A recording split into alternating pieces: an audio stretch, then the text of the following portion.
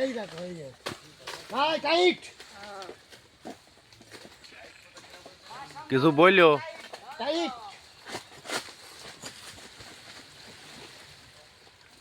কাঁদি কাঁদি হ্যাঁ এ তো দেখছি খুব বড় কাঁদি হ্যাঁ কাঁদি কাঁদি আর গাছ তো খুব বড় না, গাছটা তো এই টুসকান গাছ। কাঁদি বড় কাঁদি কাটা যাচ্ছে না তো